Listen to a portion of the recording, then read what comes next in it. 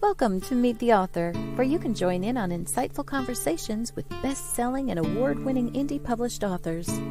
Your hosts today are Rob and Joan, who themselves are indie published authors, book publicists, and paranormal investigators with Tampa Bay Spirits, based in Tampa Bay, Florida. Thanks for dropping by. And now, on with the show. Hi, I'm Rob. And I'm Joan. We're glad whether you're watching us live tonight or if you're listening to a podcast later on or watching this show again later on. We're just happy that you chose to be part of our audience. That's right. So, how are you doing tonight? Good. We're going to have a really good guest who wears a lot of hats, you guys. Lots of hats. Yes. Yes, indeed.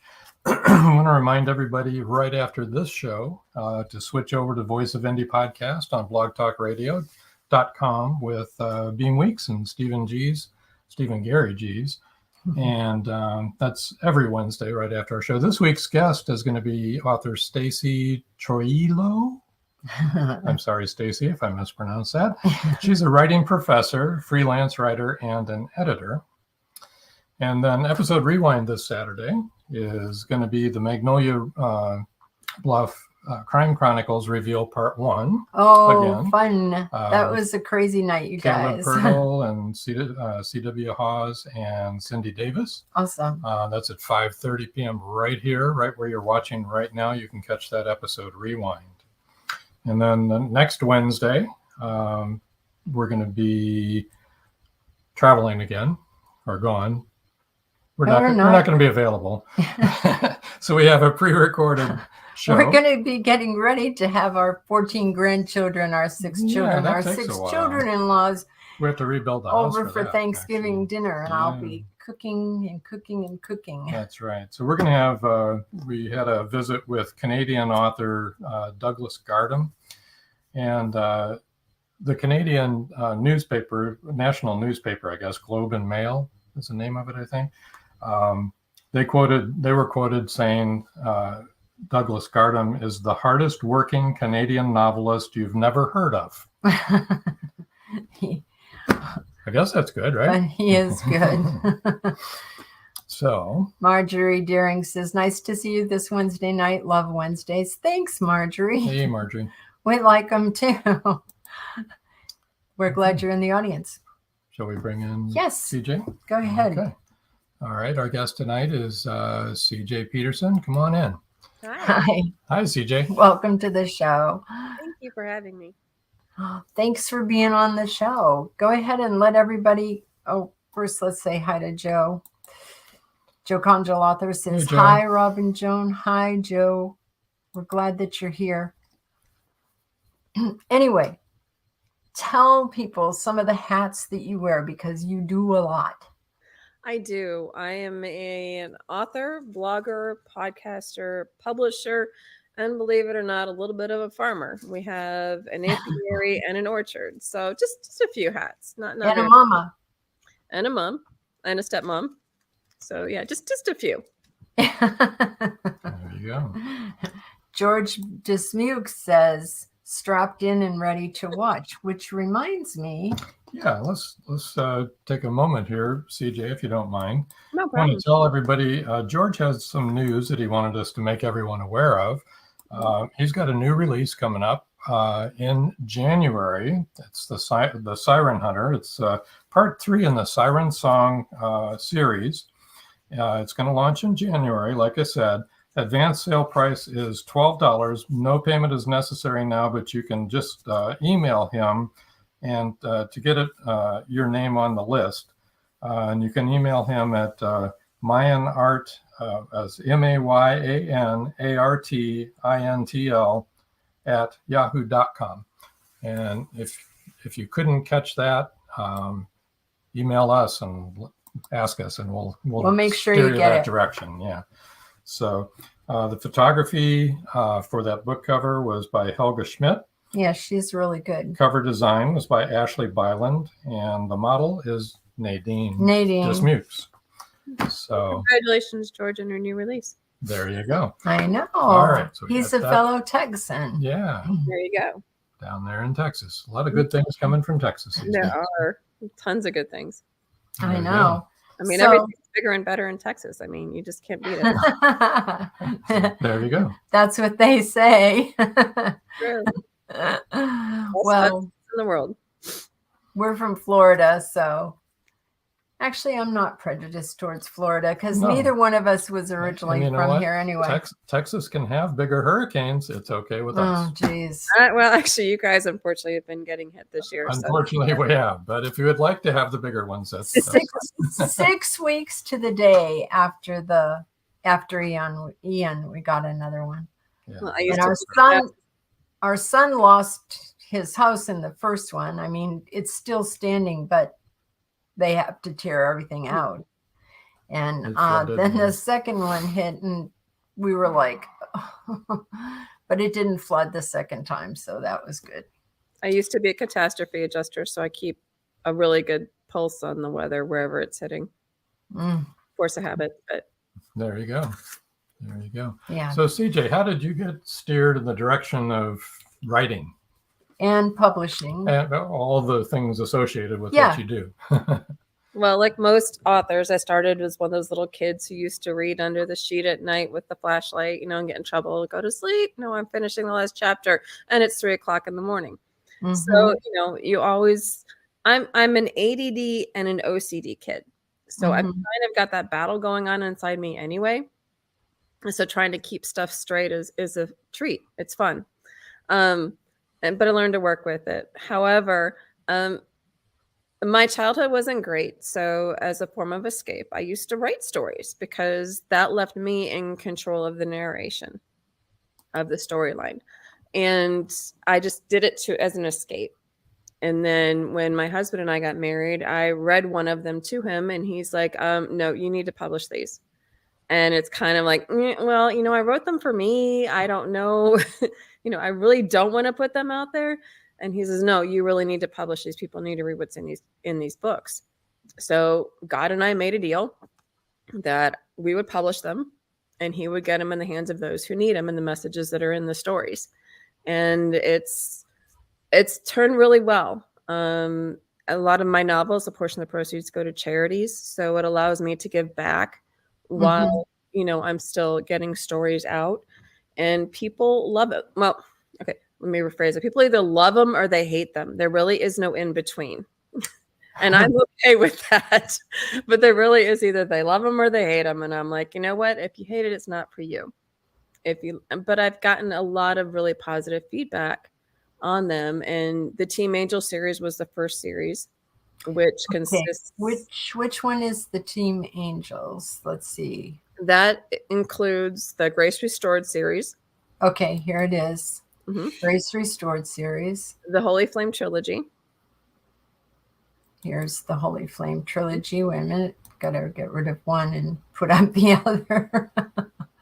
Here we go. From Within. Strength from Within. Mhm. They're all here That's the someplace. bottom. They are. Yes, here they come. Those particular ones are going on at the same time.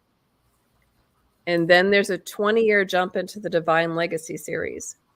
Okay, we'll go back up to that. Divine Legacy. Here we are. And then it's wrapped up in Christmas Angels. Okay. And basically, the characters actually cross over storylines in it. And in this particular series, the spiritual realm crosses into the physical. So where there's dark, there's light. Where there's angels, there's demons. And the underlying group is Angel, which is available to nurture God's eternal love. And they get their assignments from Michael the Archangel, who ships them out in the world to help people. There's Air Force Black Ops. So there's military, there's police, there's firefighters, there's all sorts of stuff all mixed in it. And it was fun. And I was with those characters for 10 years. So then moving on to the next series, which was the Sands of Time trilogy. That was a bit difficult. But that one I often describe as like Stranger Things minus the Mind Flayer stuff meets X-Men. So it's where Professor Noah Roth is trying to initiate this gene in babies, and he's doing it under the guise of a fertility clinic. And he basically is picking women with little to no family, and he's seeding the experiments. And it takes him about 20 years before he finally generates it in these 4 children. And the moms die of quote unquote natural causes, and 2 nurses figure it out. So they take 2 of the children, and basically I tell people appointed times things start blowing up. They pretty much explode in Race Against Time, and they go nuclear and out of time, because it turns out that there's more than just those 4 kids, and they're all through the US. And so it's those kids versus this professor who thinks he's a god because he created these children. And he's the most powerful man on the planet because he has all these children with abilities. So that was fun. And then my final challenge at this point was Chain Reaction. And that one I wanted to do a time travel one. I'm a sci-fi geek. And for this one, what I did was I did the butterfly effect with a twist. Most people are like, you don't go back in time to change anything because it'll change, how things shake out. Well, in this case, Trip, the gentleman on the cover, goes back to his great-great-great-grandmother, and they go back in time to change their family's history, because where he's at, he's the last one in their family line. And their family's line has a lot of like early deaths and criminal activity, and they're wanting to change certain things around to see how that shakes up. So they go to 1813, 1920, and 1987. And then for the anthology, I took a portion of that, and they went back to 1650 Ireland. So I like to have fun with storylines, and I like challenges. And there's not a whole lot of subjects I won't touch, because to me, life is life. I'm a Christian fiction author, but I'm a realistic one. Life is life. It's just how you deal with it that's different. And that's what I do. I'm known as a literary assassin. We talked about this beforehand. I am actually known as a literary assassin, but they're all deaths for a reason. They're not just a death for no reason. And they're all glorious. And so it's fun. Chanel says, wow, so many books. Hi, Chanel. I'm glad you're feeling well enough to be here, love. Lonnie Becca Jones says, hi, I'm here. Hi. And Joe Conjal says, hi, CJ, your baby Yoda is staring at me. See, he called a baby Yoda too. Yes. It's mine, so it's baby Yoda. And then we have David Tennant as Doctor Who. So yeah. Yeah. Oh my God. You may be one of our missing daughters. Not that we don't have enough daughters. We have 5 of them and only 1 son. But oh, bless his heart. Poor guy. I know. And he's the most manly man you could want to meet. He had to be. Sure. George Dismuke says, ooh, what I would give to go back about 60 years and change things. I know. Right? If you know what you knew now, what would you change? And he's had 5 wives. I think he'd change the first 4 to stick with Nadine. Just saying. Knowing George. There you go. Also a children's author as well. So I span genres, and I span, I just have fun out there. Okay. Where is that's Chief and Sarge. Mm-hmm. I The don't Chief see and Sarge books. Here it is. Yeah. I couldn't find it. Mm-hmm. Chief and That's Sarge. so cute. That's my husband and I on the covers. And yes, Chief and Nice. Sarge are a little stuffed animal, a stuffed Chief and a stuffed Sarge. If you go to their webpage, they actually have, it started off as real life adventures because I am not a children's book author. I will own that. And people fell in love with Chief and Sarge and the adventures that we took them on because stuffed animals, face it, can go to places that kids love to get into but are not allowed. They're allowed to touch things and do things. And so people are like, oh my gosh, you need to put these into books.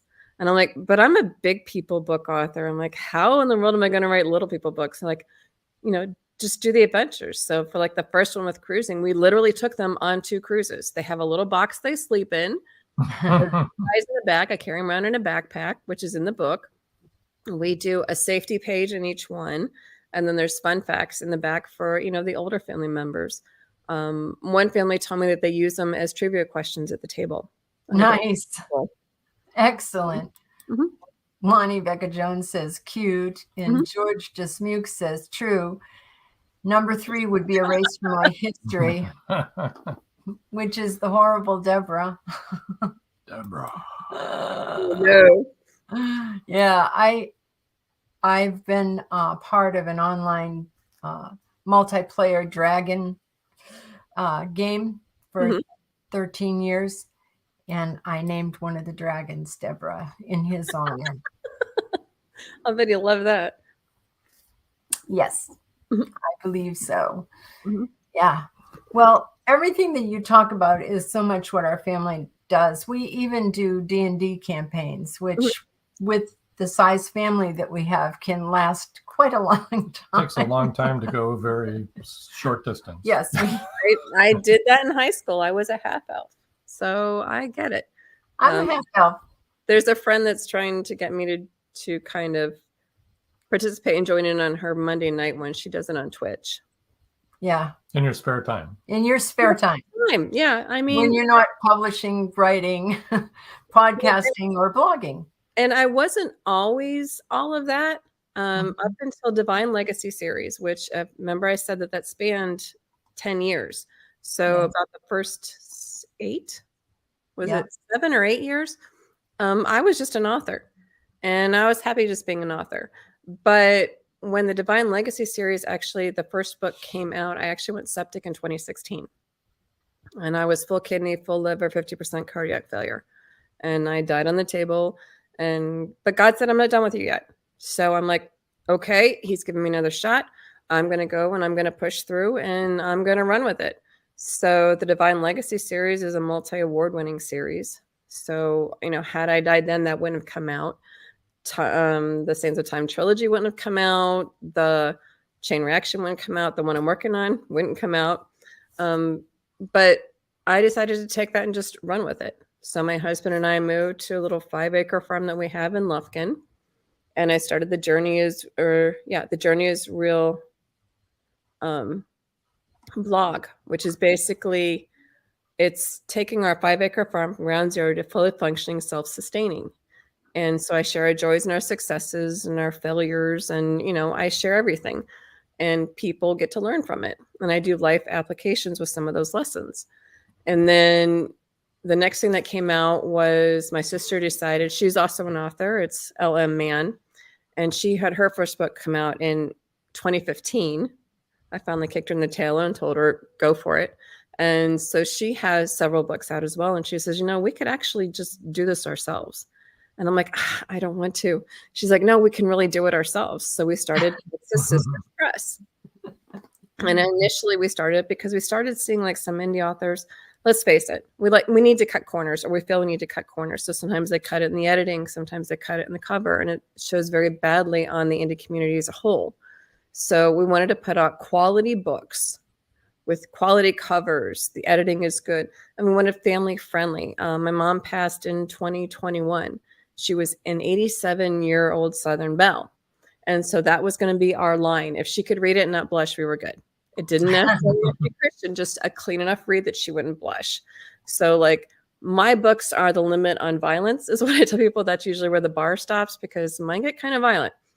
But we don't have any sexuality, not a lot of language, and they're just clean reads, quality reads for every member of the family. And so we started it in 2019, and we opened it up to other authors. We have about 8 or 9 authors right now. She has since stepped away, so my husband and I are kind of running it ourselves. Thanks. I know. So that's fun. Took that over this year.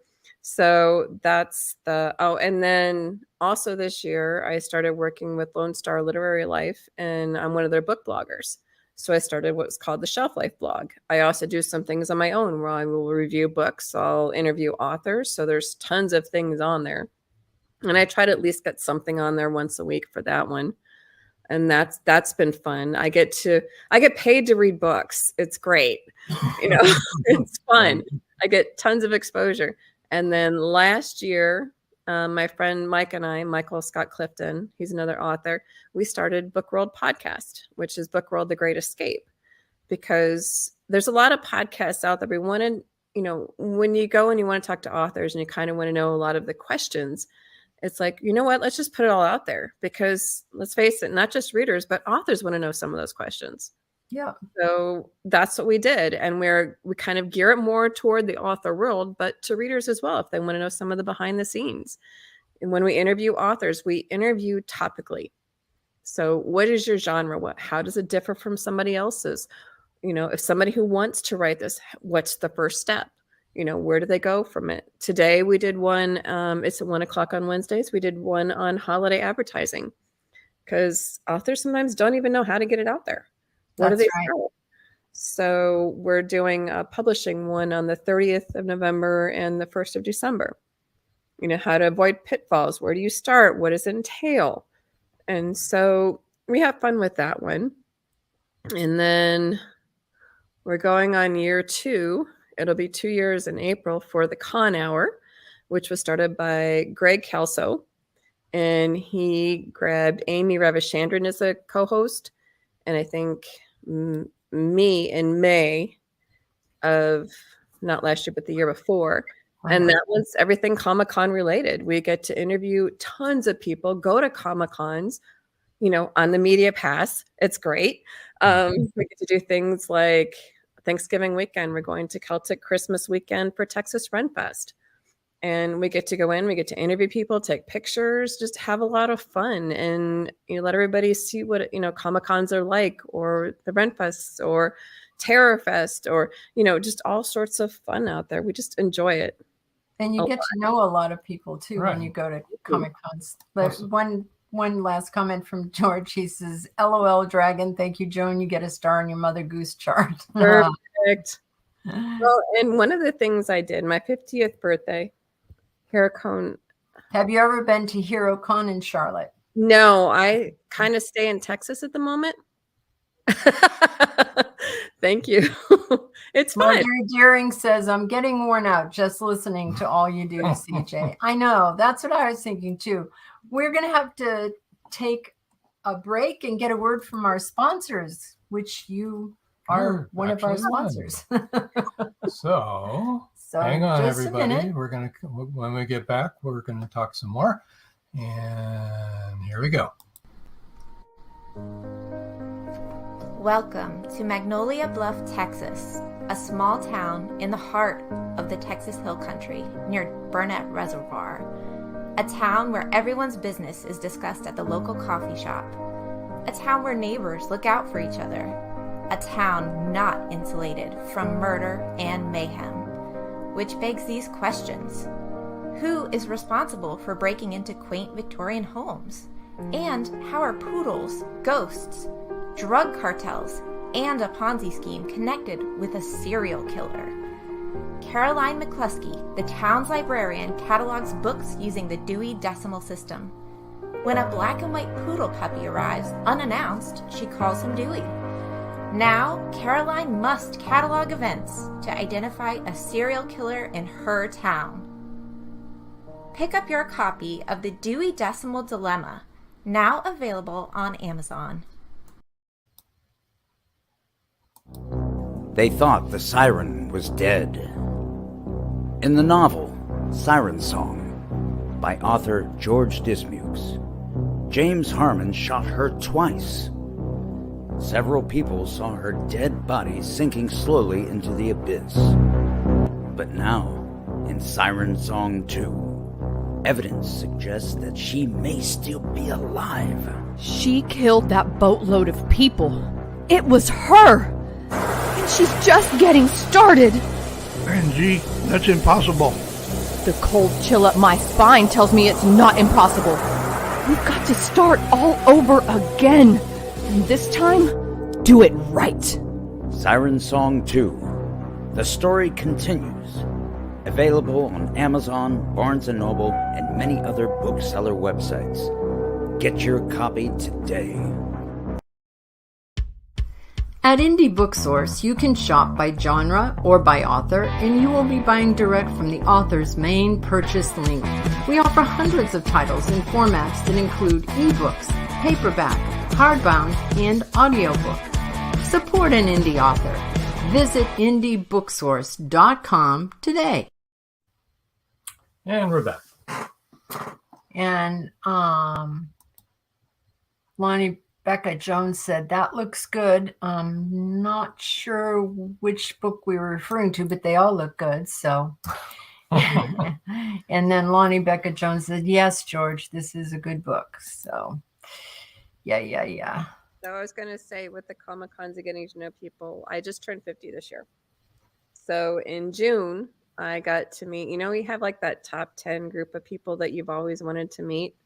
Yes. Just met one of my top 10 on our show. Well, in 2020 last year?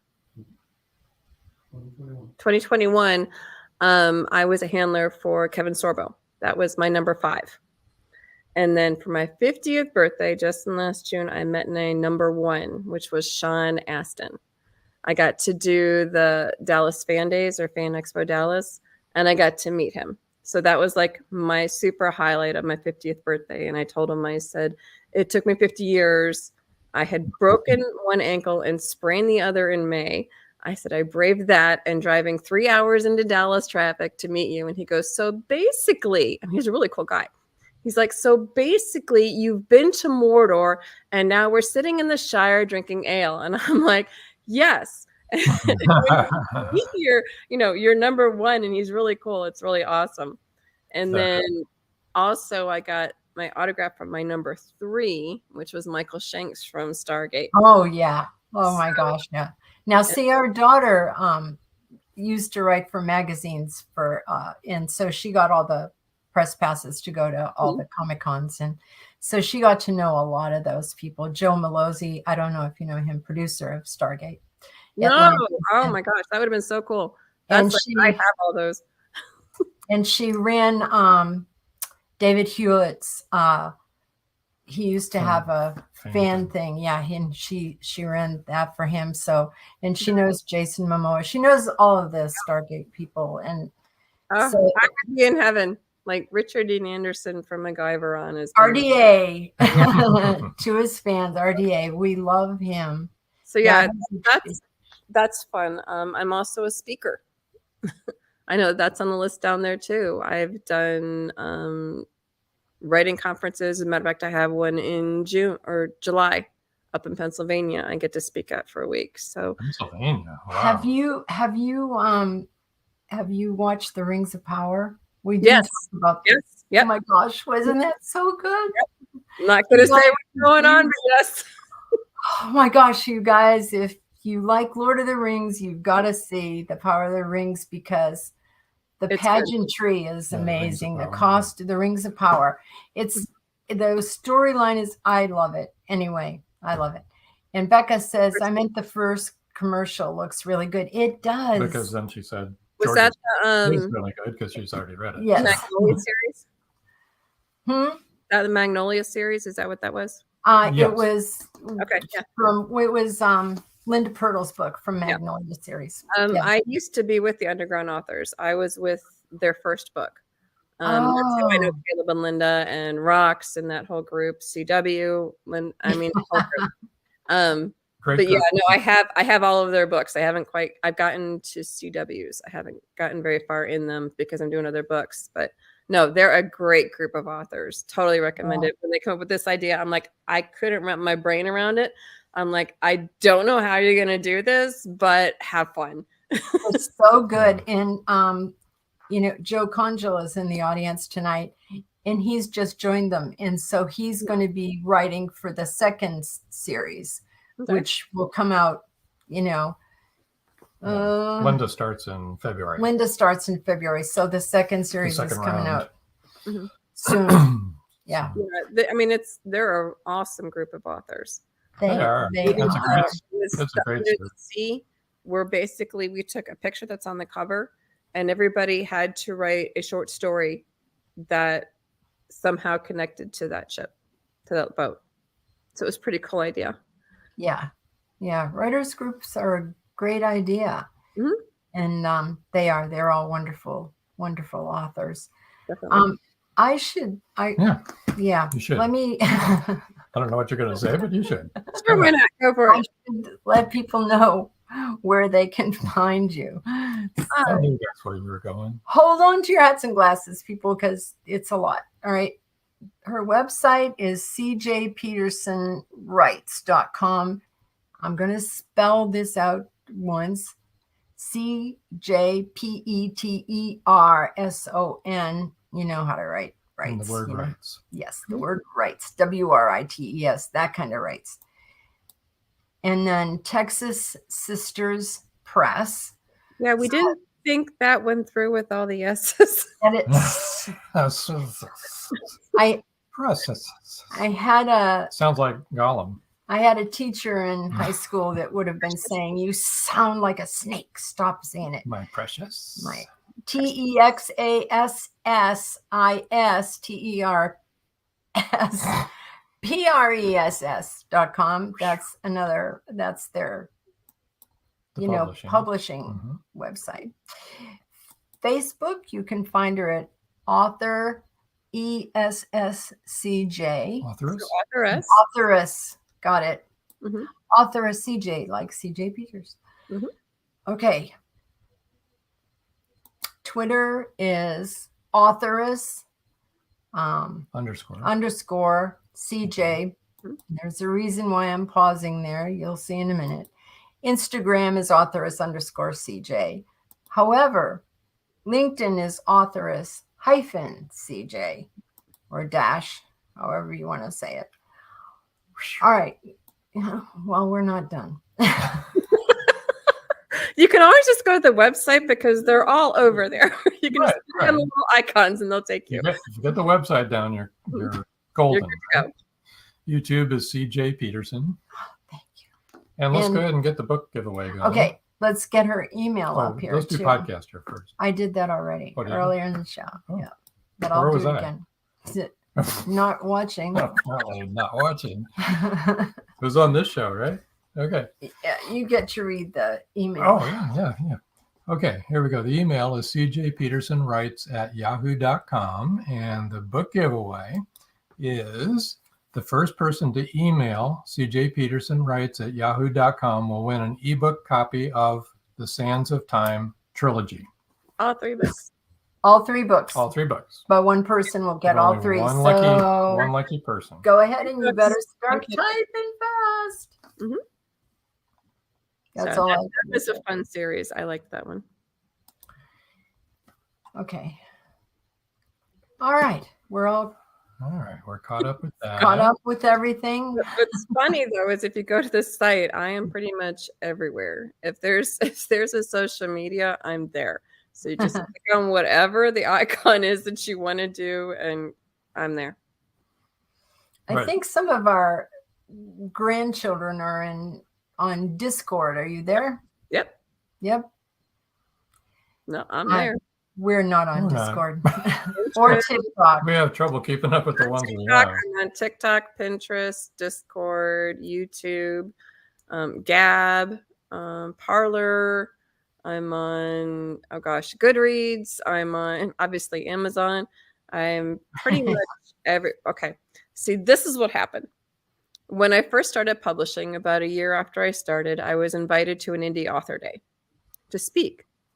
And it was my first speaking. So, of course, I was nervous as, I'll get out. And I did it, and we did a little extra. And afterwards, a guy came to the table, and he goes, this is the first, he goes, I've never heard of you until now. He goes, and so I went and bought all your books. Well, my first thought is I should be absolutely thrilled on the second thing that he said. But the first thing is what stuck in my head is that he hadn't heard of me. So I'm like, I made it my goal from that point forward to make it, difficult not to find me somewhere. Because if they don't know who you are, they'll never be able to read your books. Exactly. And so I'm just like there. Yeah. Okay. So Joe Congle had the question that was Congle, going through my mind as well.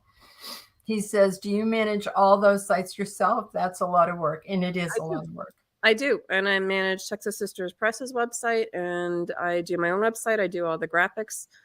I'm the guy. They say, where's the guy to do that? I am the guy. I do that. It's funny you mentioned ADD and OCD, which that is in our family. Almost all of us have ADD, OCD, and general anxiety disorder.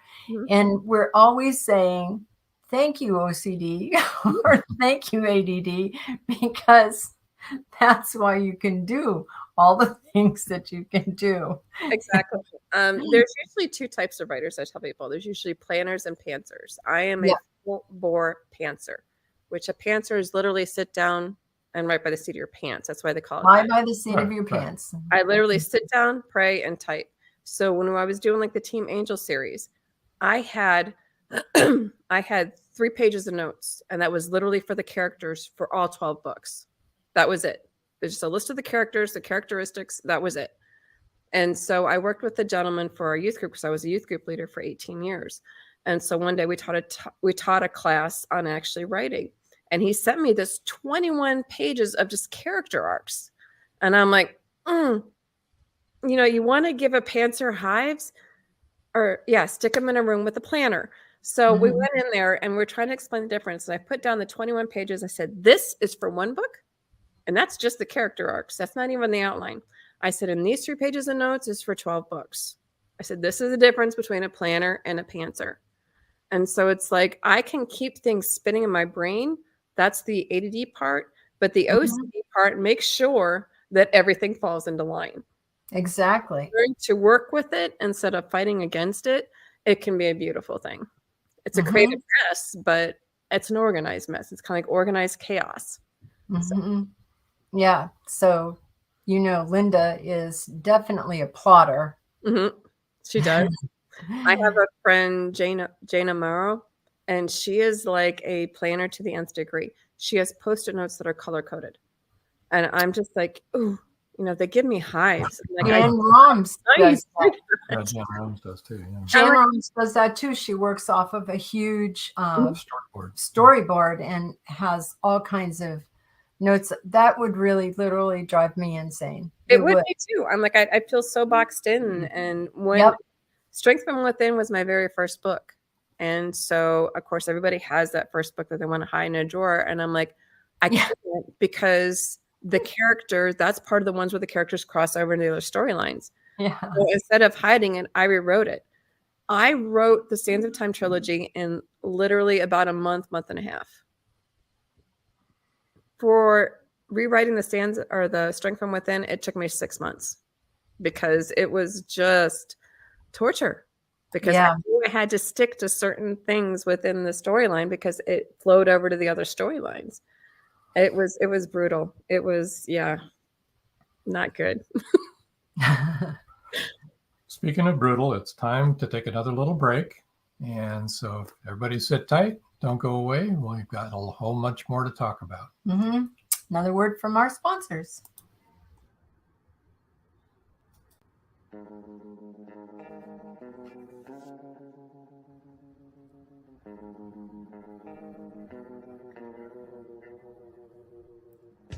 So, you wrote a book.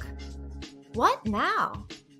It's time to make the choice between self-publishing and finding a publisher. Texas Sisters Press is a family-owned publishing company. We are also authors and avid readers. We can guide you through the entire process and will make sure your work is treated with the utmost respect. Where to start? Visit TexasSistersPress.com and click on the Submissions tab. Make sure you read the entire page. You'll find out what we can do and what we won't do. If you think we're a good fit for you, it's time to contact us. Texas Sisters Press. Quality books for the family.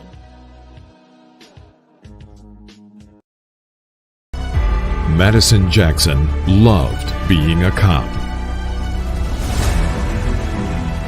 A young girl is raped and murdered near Burnett Reservoir. Madison vows to get justice for the child.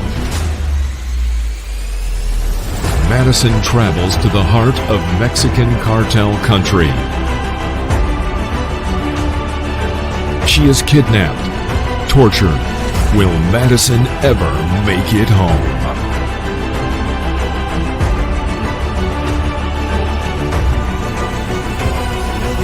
Justice by Kelly Marshall, only at Amazon.com.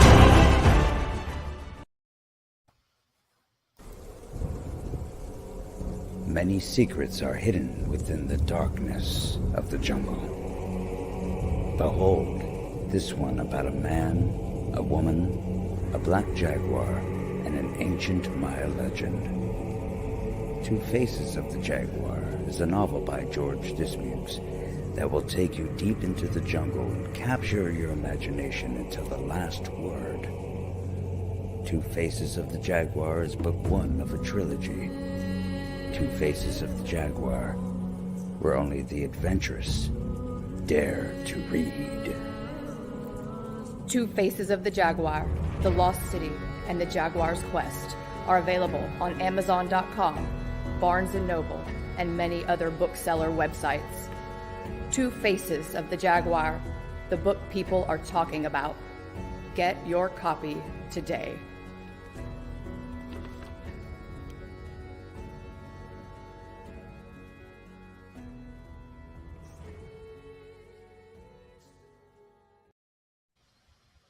And we're back. So, CJ. One. Pardon me?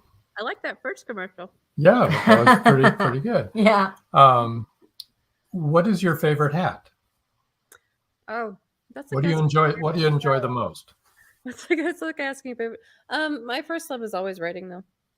It's always going to be writing. I get paid for making stuff up. It's great.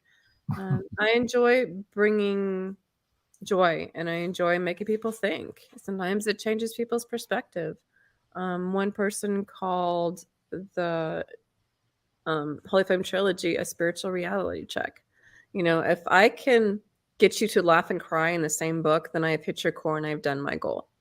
Mm-hmm. So for me, it's always writing. If I can evoke that emotion in people, you know, it's that brings me pure joy.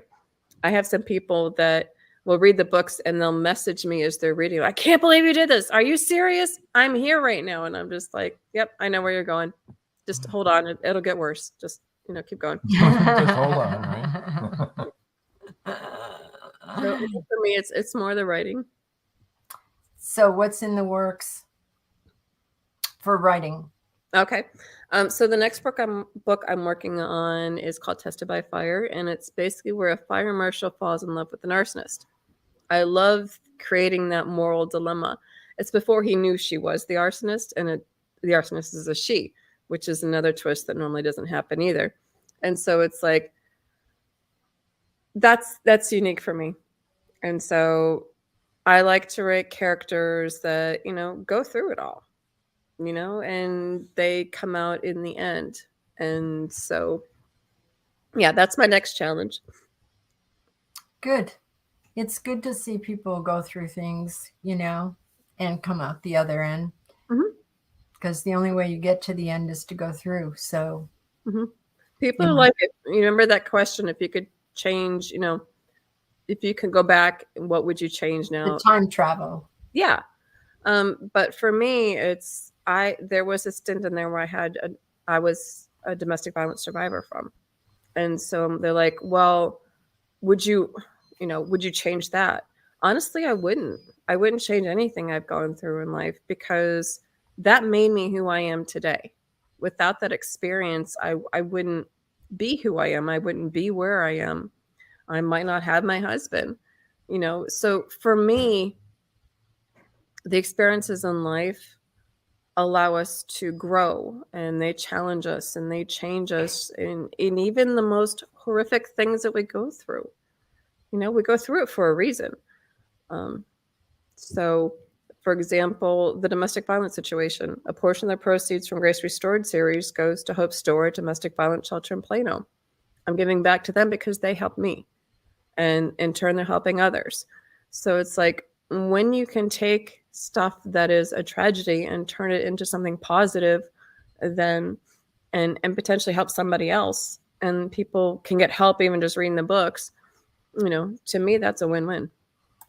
Lonnie Becca Jones says, yes, I understand this. Yeah, so do I.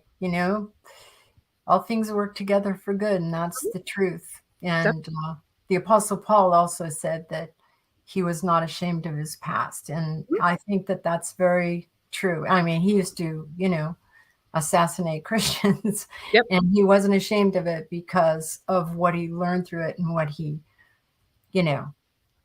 was able to do after going through that. Yeah, turn a trial into a testimony. Always. And, we had a teacher. He's passed away a long time ago, but he said, you always hear that God never gives you more than you can handle. That he always gives you grace to handle whatever you go through. And he said, that's true, but he always gives you more than you want to handle. And that's the truth. Going through things isn't easy. Trials by fire are not easy, but they do produce good things if you go through it, and if you let it produce what it needs to produce in you. Yeah, find out, some people are a blessing, some people are a lesson. You just have to learn from it. That's the truth for all of us till we leave planet Earth.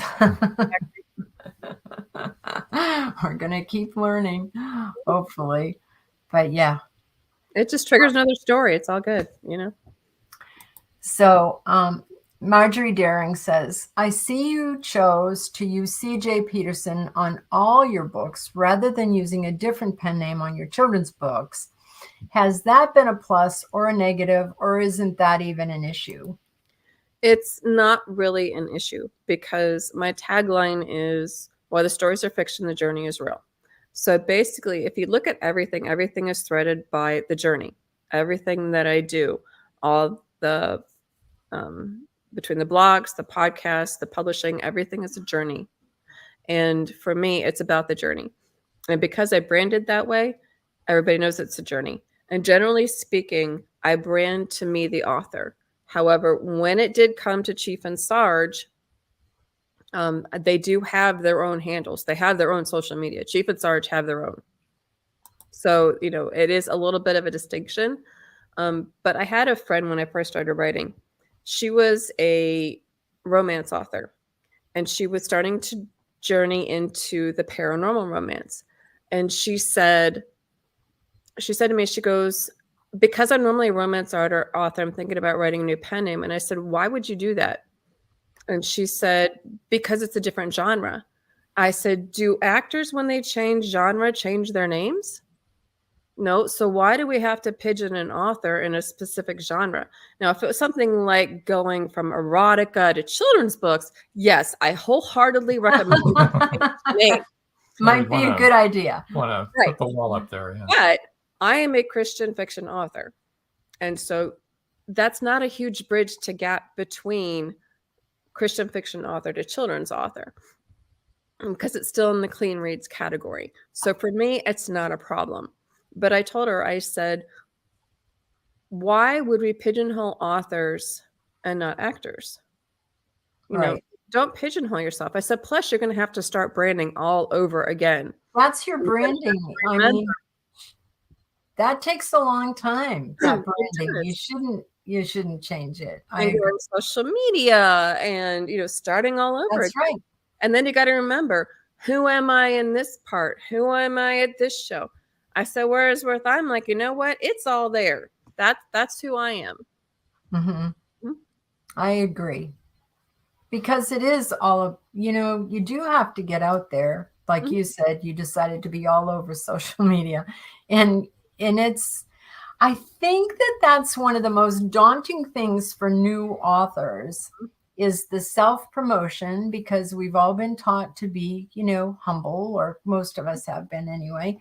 And it's very difficult to self-promote. And then you have to self-promote everywhere you can think of. It is, but if it's done right, it doesn't. When you self-promote, you can promote interviews like Meet the Author podcast. Yeah. That's the reason why I didn't mind branching into publishing, the blogs, and the podcasts and speaking, because guess what? You're still promoting yourself. You're still getting your name out there. You're still doing it.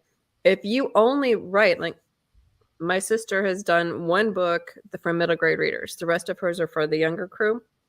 But this one book she's only done since 2015, and it's the first book in the series. She hasn't done the second one. And I said, you could only advertise that one book so many different ways, so many different times. That's you right. have to get new material out there.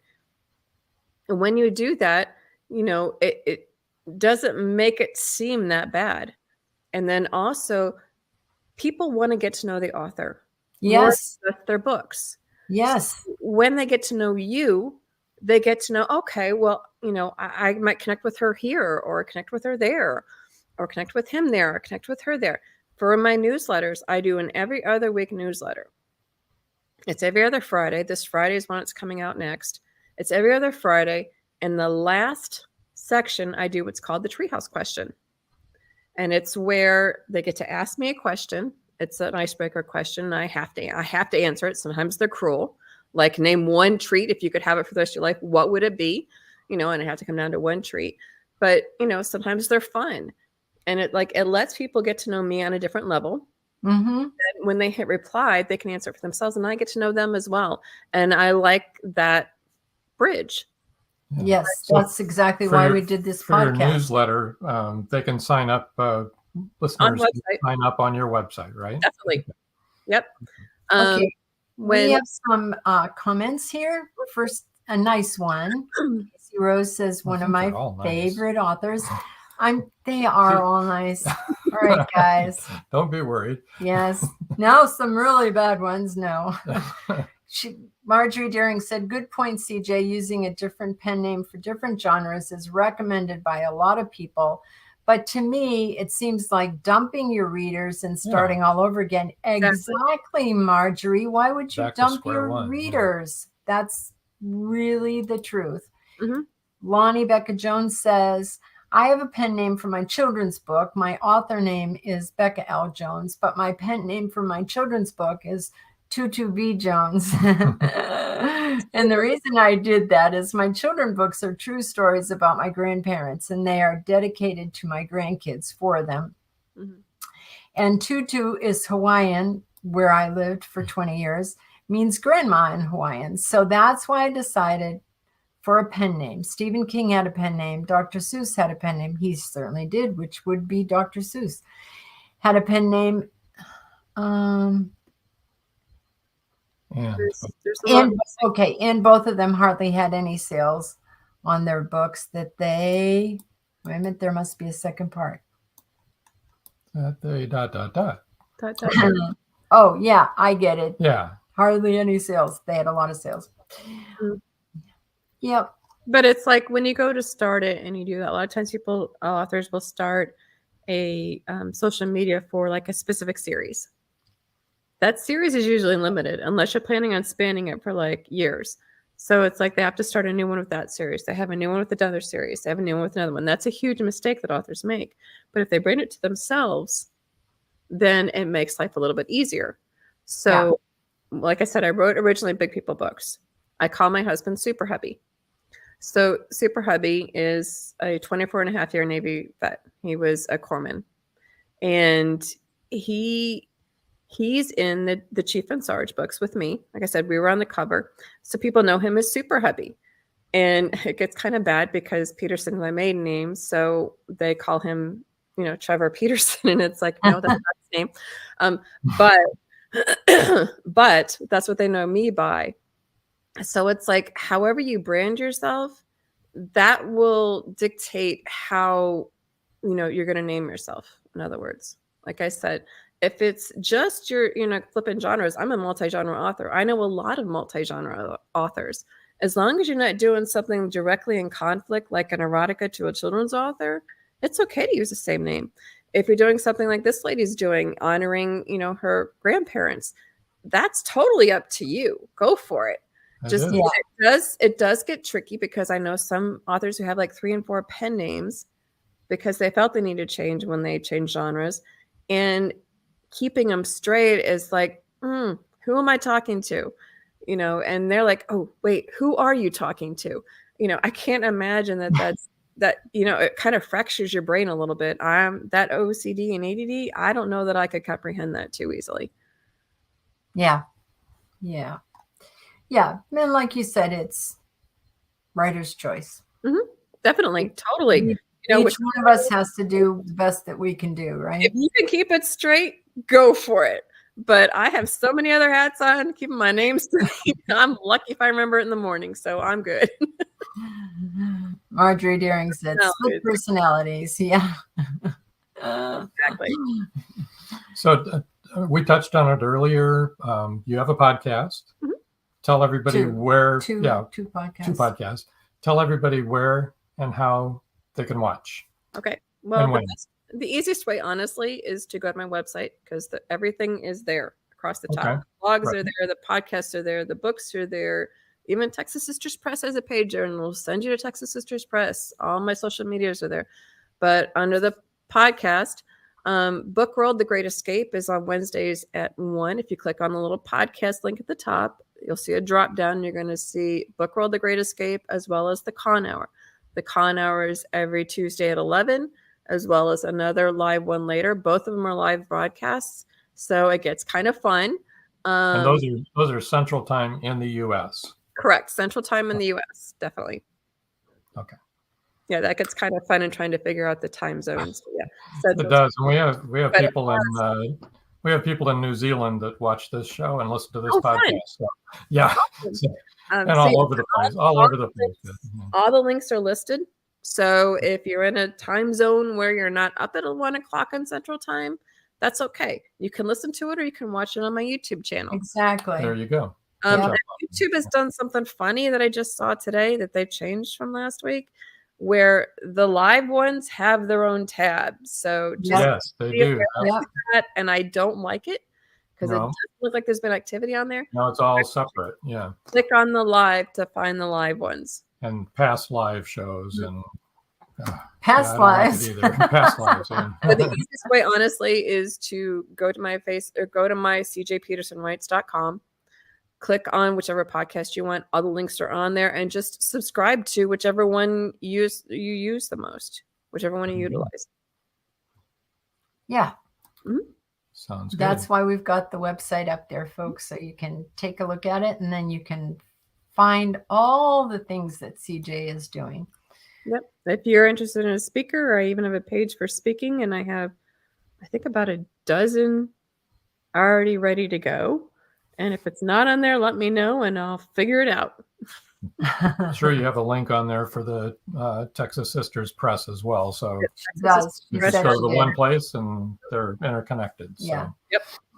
That's awesome. That's awesome. I try to make it easy. There you go. Complicated thing, but you make it easy. Doesn't always work, but I try. There you go. I have a question before we go. I know we're coming to the end of the hour. We're almost at an hour's up. Yeah. You are on so many sites. Do you post the same post, or do you change them for each site? Because that just seems like a lot of work to me. I post the same post because they're for different type of people. Usually the older crew is for Facebook. The kind of younger crews are usually TikTok and Discord. Instagram, Discord, and then you get a mix with TikTok. Pinterest is always fun. You get to learn a lot on my Pinterest. I even have like a survival board. I think that's that and the photography one are usually the more popular ones that are on my Pinterest board. So yeah, there's different things, and then Twitter is just, just cut the post down. Yeah. So it just makes it a little bit easier, but a lot of times it's pretty much across the board. Yeah. It just depends on what age you're kind of hitting. Yeah. Now, there are different pages on all those. I actually have between 3 and 5 pages on all of those. So that gets kind of fun, at least most of them. And so, for example, Chief and Sarges, a lot of those are geared toward children's books. The Shelf Life blog, Book World, a lot of Texas Sisters Press's stuff. And then mine are mostly geared toward, mine's totally geared toward me, but all the rest of those are geared toward book related. So it just depends. And then I have Serenity Acres Apiary, which is our apiary and gardens. So it depends on what it is, on which one it goes to. Interesting. Yes. It's a big job. It's fun, but it's doable. It is doable. And well, you're doing it, so I think that should encourage it people. Is doable. I feel encouraged. I think we should open up a TikTok. I do not. I don't either. It's not as scary as people think. And Book Talk is a huge hashtag on TikTok. Is it? Yep. Okay. And so like one of mine is like over, 800 or 900 views. So it just, and what it does is it also creates a video that I can share across the others. And that sends it back with my authoress_CJ, handle that's across the board. So it can be a very usable tool. A lot of people don't like it, but it's totally up to you. Whatever you're comfortable with, because technology can be a bear. Technology can be difficult. If you can figure it out, it can be a very useful tool, and you don't have to pay a dime for it. There you go. I know that's the best thing so far. Mm-hmm. So far. Yeah. No one say anything else. Well, Elon Musk is thinking of changing the game. So great. I think it's already changing. Yeah. Well, CJ, thank you so much for joining us. I know you were a little under the weather this past week. And glad to see you are feeling better anyway. This is actually the best my voice has sounded all week. So there you go. Yeah. Got it on a good day. Thank you so much for having me on. It was such a treat. You guys are awesome. It was for us too. Joe Conjal says, good show tonight. CJ is super interesting. Thanks, Rob, Joan, and CJ. Thank you. Marjorie Daring says, thank you all for another great podcast. It was a lot of fun and really interesting. Mm-hmm. We all learned a lot, I think, and got encouraged. Did you see that one? Yep. Go ahead. You can put it up. Okay. And Dr. Keshab Mandel says, I am happy to participate in the authors meet. And we're glad that you decided to comment, because sometimes people are a little nervous to comment. So we appreciate your comment. It's hard to watch on LinkedIn, but yes, and it's difficult to comment from LinkedIn. Right. Dr. Mandel, next time you might want to try one of our YouTube pages or one of our Facebook pages. There you go. So thank you again. We're going to move you over to the side here. There you go. And stay right where you're at until we come back to you. I want to remind everybody, episode rewind Saturday night, 5:30 p.m. right here where you're at. Magnolia Bluff Crime Chronicles Reveal Part 1 is going to replay at that time. And that's 5:30 p.m. Eastern time here in the U.S. Next Wednesday is Doug Gardam, a Canadian author. And then on the 30th, live show with Jen Braxma with her book, Evangeline's Heaven. That's this book right here. Jen Braxma. And so that's a pretty interesting book. Wanted to show everybody this t-shirt here. A little bit. This is our from our website, indiebooksource.com. Drop by there. You can see a couple of different Bigfoot geared, but it's all reading themed merchandise. There's other things in Bigfoot reading. Yeah, all sorts of stuff. Yeah, not just Bigfoot. No, just that's what I'm wearing is Bigfoot. Yeah. So, at any rate, do you have anything else you would like to chat about? I would like to say happy Thanksgiving to everyone. Yes. Next week, as Rob said, will be a pre-recorded show because I will be cooking and cleaning and doing all that stuff on Wednesday, and I will be too tired to do a podcast. And just have a wonderful time with your family. Yes. Enjoy and be safe. So until next time. That's all, folks. That's all. Good night.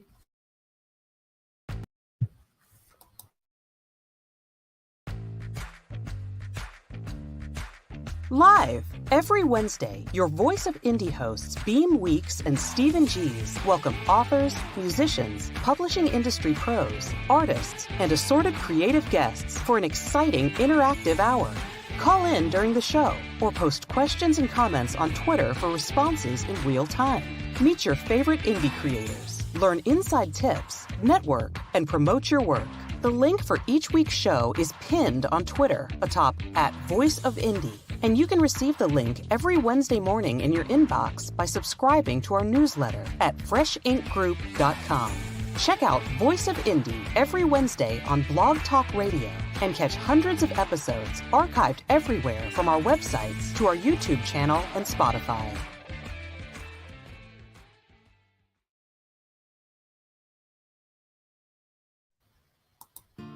Thank you for joining us here on Meet the Author. Make sure you stay up to date with our show by clicking like, follow, and share. And you can find us on Spotify, iTunes, and more. See you next time on WLFE-DV.com.